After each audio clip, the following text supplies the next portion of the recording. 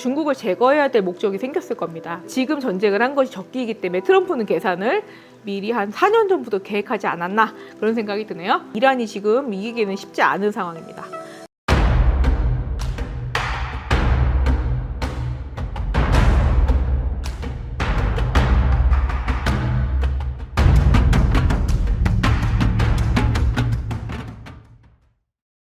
안녕하십니까 선생님. 안녕하십니까, 만사입니다. 반갑습니다. 안녕하세요. 사실 굉장히 파란만장한 한 주가 지나고 네. 촬영을 하고 있습니다. 네. 사실 선생님이 말한 것처럼 네. 이제 베네수엘라를 쳤을 당시에 이란을 공격할 수 있다라고 말씀을 해주셨고 네. 전쟁이 날 줄은 몰랐지만 네. 전쟁이 났습니다. 전쟁이라고 보기 힘들지 일방전이죠. 그쵸. 네. 사실 선생님이 말한 것처럼 일방적으로 지금 뭐 실제로 그 군인들이 들어가서 네. 백병전을 펼치는 건 아니기 때문에 네. 전쟁이라고 표현하기는 좀 어렵지만 네. 이해하기 쉽게 해서 말씀을 드리면 네. 그래서 어떻게 보면 이란을 공격을 했어요. 네. 그리고 그로 인해서 뭐 금이든 네. 유가든 전 네. 세계적으로 그쵸. 굉장한 난리가 나는 한 주였습니다. 그쵸. 앞으로 일단 이 이란 전쟁을 왜 쳤는지 일단은 그 자금의 지금 흐름을 끊기 위한 하나의 그 방편이기도 합니다. 왜냐하면 지금 이란하고 엮여 있는 나라가 있다면 지금 반미 국가가 많죠. 왜냐하면 이란하고 지금 어떻게 됐던 지금 이스라엘하고는 좋은 사이는 아니었죠. 원래는 우방이었으나 이제 갈라진 사이긴 하죠.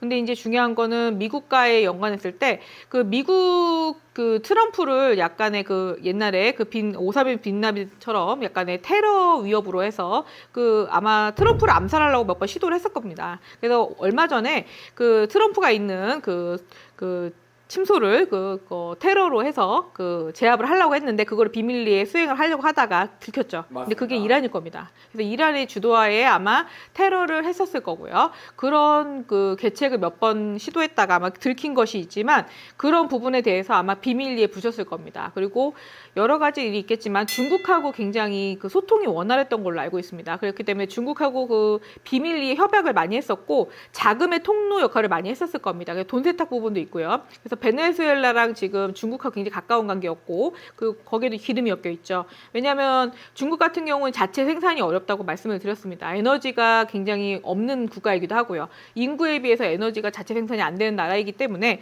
베네수엘라하고 친하든가 아니면 이란 중동 중에서 이란하고 친할 수밖에 없는 구조로 되어 있습니다. 그렇기 때문에 다른 나라하고 다 척을 진 상태이기 때문에 이란이 굉장히 중심적인 역할을 할 수밖에 없었고요. 그리고 무기 부분도 수출입 부분에 대해서 러시아하고는 약간 척을 진 부분이 있지만 이란하고는 굉장히 우호적인 관계를 지냈을 가능성이 높습니다. 그렇기 때문에 지금 위안화 가지고서 전 세계를 장악하려고 했던 위안화로만 결제를 했었습니다. 그러니까는 어떻게 보면은 달러 한 푼도 안 주고서 지금 이란하고 중국 간에는 그 위안화 거래로만 달러 없이 그 석유를 거래했었을 겁니다. 그래서 아마 전 세계 통용화할 수 있다는 걸 생각하에 이란하고 중국의 계획하에 달러를 없애버리고 위안화를 갖다가 전 세계화하자 이런 논의를 했었을 것으로 보입니다. 그래서 미국 입장에서는 패권 전쟁에서 밀릴 수 있는 가능성이 높았기 때문에 중국을 제거해야 될 목적이 생겼을 겁니다. 그래서 중국의 목을 조르지 않으면 미국이 달러 패권에서 밀려날 수밖에 없고 채권 국가 중에 1, 2, 3위 중에 하나가 중국입니다. 그렇기 때문에 위협이 됐을 거예요. 그렇기 때문에 이란을 쳐야지만 에너지 패권에서 일단 제낄 수가 있겠죠. 그렇기 때문에 중국을 고립시키기 위해서 일본이 에너지 패권에서 뺏는 거였습니다. 그렇기 때문에 이란을 지금 숙청을 할 수밖에 없는 입장인 거죠. 그래서 에너지를 끊기 위해서 그리고 자금의 유통 경로가 거의 석유나 에너지 패권에서 많이 나옵니다.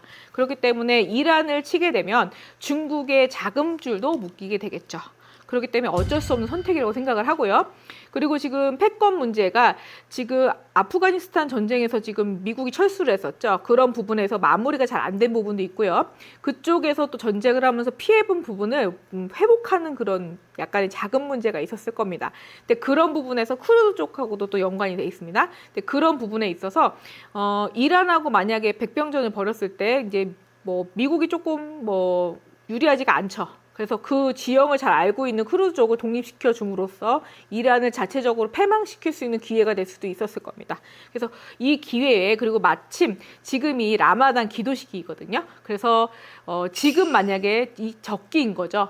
그 라마단 기도 때는 식사를 못하게 금식을 해야 됩니다. 그렇기 때문에 지금이 적기인 이유는 굶은 상태에서 전쟁을 하는 건 무리가 될 수도 있겠죠. 그때 고립을 시키기가 가장 좋은 시기라고 봅니다. 그래서 지금 전쟁을 한 것이 적기이기 때문에 트럼프는 계산을 미리 한 4년 전부터 계획하지 않았나 그런 생각이 드네요. 그래서 지금 고립을 시켜야지만 중국을 밟을 수가 있기 때문에, 그리고 다음 4월에서 5월 달에 중국에서 만나기로 했었죠. 그 전에 손을 잘라 놓는 것이 미국 입장에서는 굉장히 유리한 협상이 될 것으로 보입니다. 아니, 선생님께서 이 트럼프의 속마음을 잘 읽는 걸 알고 있었지만 네. 이러한 치밀한 계산이 있었는지 네. 정말 사실 꿈에도 몰랐습니다. 그렇죠. 어떻게 보면 진짜 이유는 따로 있었던 것 같은데 네. 그럼 사실 또 궁금한 게 네. 사실 이 촬영일자 기준까지 아직까지는 네. 이 군사적으로 사실 서로 힘겨루기를 하고 있는 상태예요. 힘겨루기라고 하기는 좀 어폐가 있네요. 왜냐하면 지금 그 신식 무기를 중국에서 공급했을 가능성이 높습니다. 왜냐하면 그 중국에서 이제 비행기로 실어 나르지만 그 경로가 지금 다 밝혀지지 않았을 거고요. 그런 부분을 경로를 우회해서 분명히 공급을 했을 것으로 보입니다. 신식 무기가 지금 중국에 있다고는 하나 지금 불발이 되거나 약간의 불량품이 많았던 걸로 그렇게 예상이 되고요. 그리고 지금 러시아에서 뭐 공급은 받았다고 하지만 덜 된 무기가 많았던 거죠. 그래서 그런 부분에서 약간 미스가 있었기 때문에 이란이 지금 이기기는 쉽지 않은 상황입니다. 그래서 핵을 또 보유하지 못했기 때문에, 그리고 우라늄이나 이런 걸 보유하고 있지 않습니다. 그러니까 이란 입장에서는 핵 보유국인 미국을 건드려 가지고는 승산을 볼 수가 없다는 거죠. 그렇기 때문에 지금 어떻게 보면 잘 된 걸 수도 있습니다. 지금 현재 건드려서 지금 만약에 무너뜨리는 것이 세계 평화에 이바지할 수 있는 그런 경로가 될 수도 있다는 거죠. 왜냐하면 지금 모든 자금이 이게 스테이블 코인하고도 연관이 돼 있거든요. 지금 이제 중국에서 이제 스테이블 코인을 전 세계화하기 위해서 지금 트럼프가 밀고 있는 XRP나 아니면 알트코인을 밀고 싶지만 비트코인 보유를 많이 하고 있는 중국이나 아니면 러시아 아니면 이란도 마찬가지입니다. 그 범죄 수익금이라든가 아니면은 그 불법적인 자금의 유통 그리고 뒷거래를 하는 것이 전부 다 비트코인이나 아니면 자금이 큰 거래는 비트코인으로 이어지고 있었습니다. 근데 그 부분을 반대한 건 트럼프고요. 그런 부분에 대해서 자금 세탁 부분을 잡아냈는데도 요번에 그 이란 전쟁을 벌임으로써 자금을 동결시킬 수 있는 계기가 될 것입니다. 그렇기 때문에 비트코인 떨어질 수밖에 없는 거고요. 그런 동결을 시키고 난 다음에 스테이블 코인을 합법하기 위해서 방해했던 중국조차도 목을 조를 수 있는 기회가 될 수도 있습니다. 그래서 아마 이 전쟁을 계기로 스테이블 코인이 전 세계화될 수 있는 계기가 될 수도 있습니다. 사실 선생님이 또 굉장히 중요한 말씀을 해주셨습니다. 네네. 근데 그러면 사실 또 궁금한 게 네. 결국은 이 전쟁이라는 건 사람의 공포심을 자극하잖아요. 네네네. 언제 끝이 날까요? 요번 주에 거의 주말까지로 저는 봤습니다. 그래서 요번 주 안에 끝나는 걸로 봤고요. 크루드족이 많이 들어간다면 이거는 전면전보다는 대리전이 되겠죠. 그래서 대리전으로는 3주 정도로 봤습니다. 그래서 제가 그 전쟁이 나도 1월 이내에 끝날 것이다. 그래서 주가에 대한 예측을 한 거에서 1월 달 셋째 주까지만 불안하고 그 이후로는 불안하지 않다고 제가 말씀을 드렸던 거는 그런 부분이 존재한다고 봅니다. 사실 그러면 지금 트럼프 대통령님께서 굉장히 여러 가지 사실 깜짝 놀랄 행보를 보여주고 있는 건 네네. 사실인 것 같습니다. 네네. 뭐 베네수엘라부터 시작을 해서 그렇죠. 이란 그리고 여러 가지 관세. 그렇죠. 다음 타깃은 누가 될까요? 다음 타겟이 원래 중국이죠. 원래 중국이지만 그 중국을 가기에 앞서 그 중국과 관련된 그 러시아도 건드려야 될 것이지만 러시아는 지금 국익이 굉장히 국가적으로 쇠약해진 상태입니다. 그렇기 때문에 중국을 견제하기 위한 바로 코 앞마당이 북한이 되겠죠. 북한이 되겠으나 북한은 지금 100%의 그 중국에 흡수된 상황은 아니죠. 그렇기 때문에 약간의 경유적인 협상 쪽으로 가지 않을까 그런 생각이 듭니다.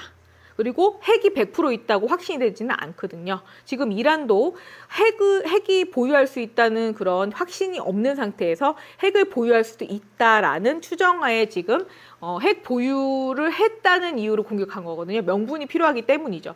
마찬가지로 중국 앞에 있는 북한도 마찬가지입니다. 북한도 지금 핵이 정확하게 있는지는 파악되지 않습니다. 핵을 보유했다고는 하지만 정확하게 확인된 건 없다는 거죠. 그렇기 때문에 명분은 있으나 그걸 공격할 명분은 정확하지는 않다는 거죠. 그래서 약간의 우호적인 협상이 들어갈 가능성이 높고요. 지금 이란을 공격함으로써 치밀한 계획이 있었다는 것을 보여주는 것만으로도 위협이 될 수 있다는 거죠. 위험만 하고 실질적으로 어떤 행동을 보이진 않을 거다. 그렇죠. 왜냐하면은 트럼프는 항상 뻥카를 많이 잘 칩니다. 미리 협상 전에 그러니까 위협을 잘하죠. 그래서 알아서 굽히기를 바랄 수도 있습니다. 그래서 그런 카드로서 대만하고 일본 그리고 지금 중국과의 그 약간의 경계선에서 그 일본과 중국을 이용해서 약간의 대립심을 고조시킬 가능성이 높습니다. 거기까지 사실 계산이 돼 있을 수 있다. 네. 사실은 선생님께서 늘상 트럼프 대통령님의 속마음을 봐주시고 네. 그렇게 되기 때문에 네. 이 영상을 보시는 분들이 네. 미리미리 준비를 하시면 좋을 것 같습니다. 네, 그래서 중국하고 그 약간의 그 중국과 일본의 그 대립 관계가 조금 더 고조화될 수도 있습니다. 지금도 사실 굉장히 심한 걸로 알고 있는데 그거보다 더 심해질 수 있다고 제가 분명히 예언을 했습니다. 그 부분을 트럼프가 더 등어리 긁는 식으로 약간 악화시킬 가능성이 높습니다. 본인이 이용하기 위해서. 그렇죠. 좋습니다. 사실 이 외적으로 또 궁금하신 점이 있다면 네. 댓글 남겨주시면 감사할 것 같고요. 네, 네. 자, 그럼 오늘도 생명이 영검하고 좋은 정보 감사합니다. 감사합니다.